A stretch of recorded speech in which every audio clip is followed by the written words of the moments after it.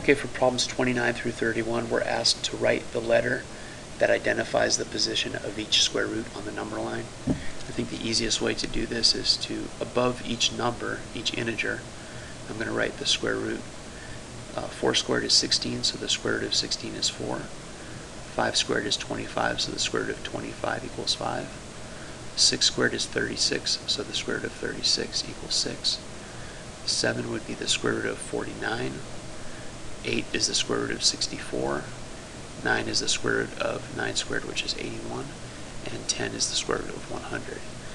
So looking at each one of these, 18, square root of 18 would be in between 16 and 25, so it's in between 4 and 5. Oh, I forgot. I just need to write the letter. That would be A. Okay, 30, square root of 32 would land in between 25 and 36, so that would be B.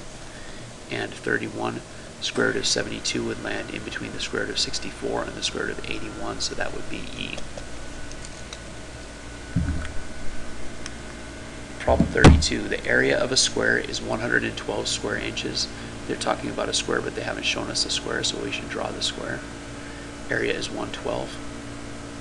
Which of these is closest to the length of the side of the square? So we know side times side equals 112, or side squared equals 112. But we don't know the side, so we need to take the square root of 112 to find the side. And we know square root of 100 is 10. That's close to 112. So what would 11 squared be? 11 times 11 is 121. And 112 goes in between those two. Then we have to, in order to estimate, we have to see how far it is. This is from here to here is 12 away, and from here to here is 9 away. So it's actually a little farther. It's a little closer to the 11 than the 10, so it's a little more than 10.5. So I'm going to say 10.6. I think if it was, it definitely can't be 10.3 because it has to be more than 10.5. I don't think it would be 10.9 because then it would be very close. It would be something like square root of 119 or square root of 120, very close to that square root of 121 to be that close to 11. You can double check that on a calculator.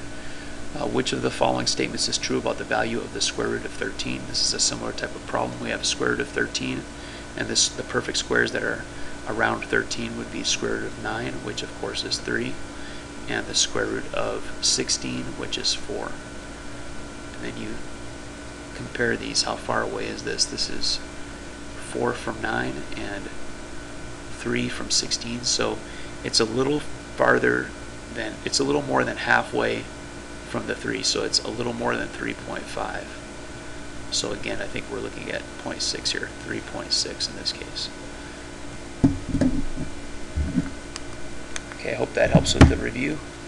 Study these and you're going to do great on the test. I'll see you tomorrow.